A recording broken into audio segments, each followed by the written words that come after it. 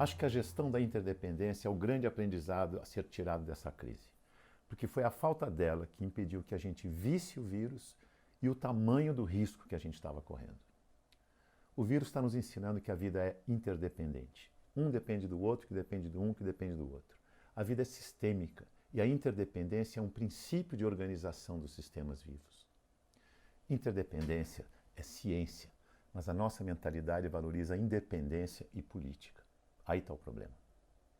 Independência ou morte, cada um no seu quadrado, manda quem pode, obedece quem tem juízo.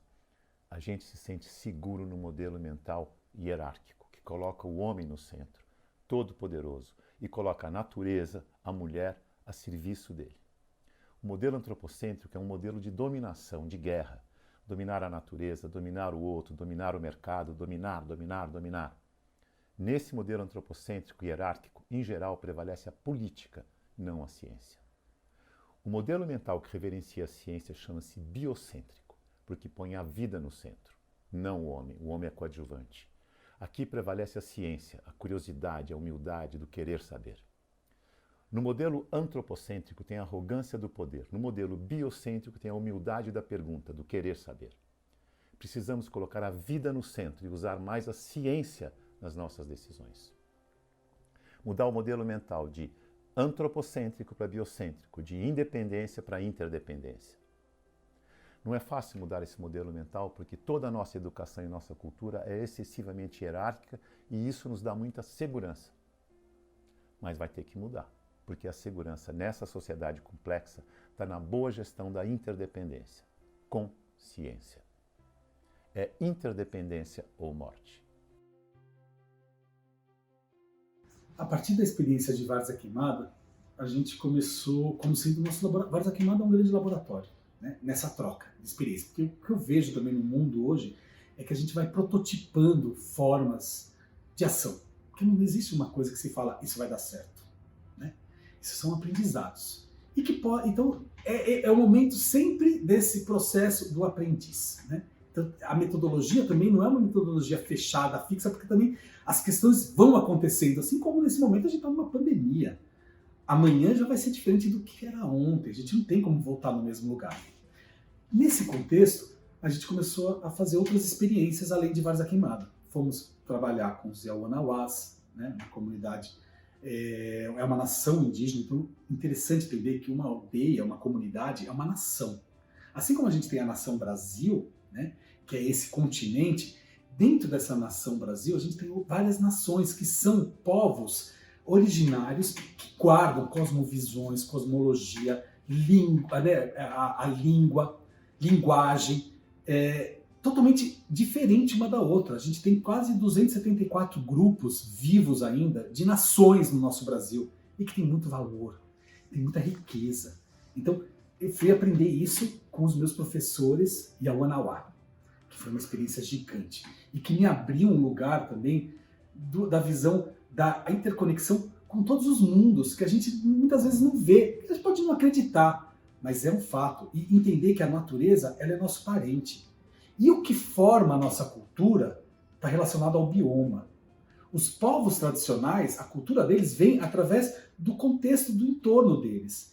Então, a cultura e o design, com essa coisa da comunidade, tudo, ela está falando de bioma também. A gente está falando de seres como a água, como o vento, como as árvores, né? E essas outras dimensões que a gente não enxerga, que é o imaterial.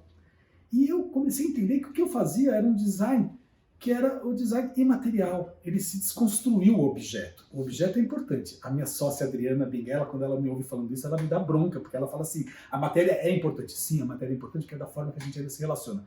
Mas a minha forma de trabalhar com o design hoje está no imaterial, está nas relações. E o objeto ele é uma ferramenta de transformação social. É uma ferramenta de comunicação que vira, pode ser uma arquitetura, pode ser uma mesa, pode ser uma cadeira, pode ser um cesto, pode ser uma música, pode ser um sabonete, mas esse objeto, ele comunica, ele é uma desculpa para comunicar uma outra coisa. Nesse contexto, a gente, desse trabalho, desses olhares, a gente foi fazer o prédio das moradas da Fundação Bradesco, que nos trouxe vários prêmios mundiais, que partiu do entendimento da diretoria da Fundação Bradesco aceitar e topar fazer a metodologia da escuta com quem seriam nossos clientes, que foram as crianças, que são as crianças que moram nesse internato. Um internato com 1.200 crianças que vivem dos 7 aos 17 anos de idade, onde para construir o objeto edifício de morada, a gente foi fazer junto com elas, escutando, olhando o contexto, olhando o entorno, olhando a forma de construção das casas tradicionais, dos seus próprios avós, dessas crianças, dos saberes ancestrais dos povos indígenas que vivem na frente dessa escola. Então, um edifício que traz com ele uma cura. Ele traz uma cura de relação, mas é um objeto que olha para o futuro, mas que traz junto com ele todos esses saberes ancestrais, né? Todas essas formas construtivas que hoje a gente não valoriza e não reconhece.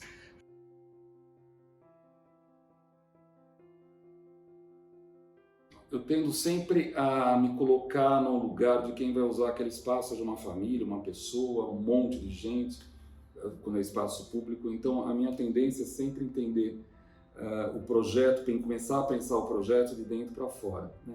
Se há paisagem, se não é uma paisagem bonita, então eu tenho que tomar partido daquela paisagem. Se ela não existir, eu tenho que criar uma paisagem para isso. Então, é sob esse ponto de vista, eu nunca penso no traço da arquitetura. Acho que a arquitetura ela tem um poder transformador nas pessoas, porque ela tem, mas no sentido do que ela sente com relação ao espaço, não com relação ao gesto simplesmente do arquiteto. Eu não acredito muito nesse tipo de arquitetura que é muito gestual.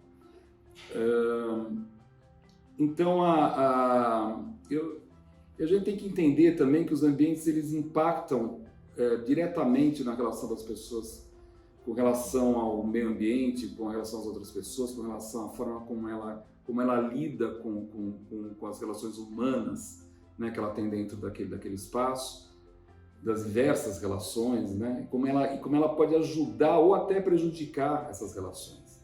Então, eu acho que o ponto principal do meu projeto ele está dentro dessa questão.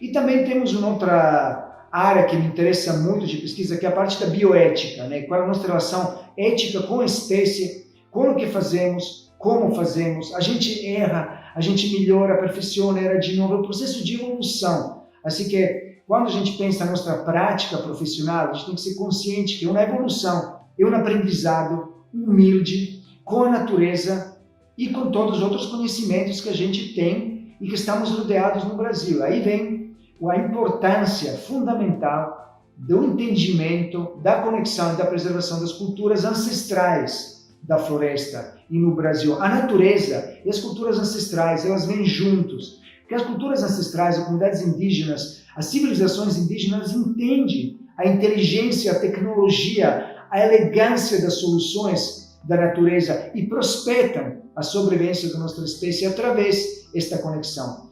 E, de novo, um aprendizado que traduz e traz, o que, por exemplo, a biomimética traz através da ciência. As culturas indígenas nos comunicam isso através de outras energias sutis, e uma comunicação sutil através dos mitos, através da sabedoria direta do jeito de se relacionar com a natureza, do jeito que a gente sonha, do jeito que a gente se integra nesses processos e navega na nossa criação afinada com essas energias. Assim que na arquitetura temos casos também eclatantes, como temos casos de arquitetura na natureza, as arquiteturas dos animais, as arquiteturas das soluções tecnológicas de impermeabilização, de estruturas leves, de estrutura que trabalham em tensegrity, em sinergias.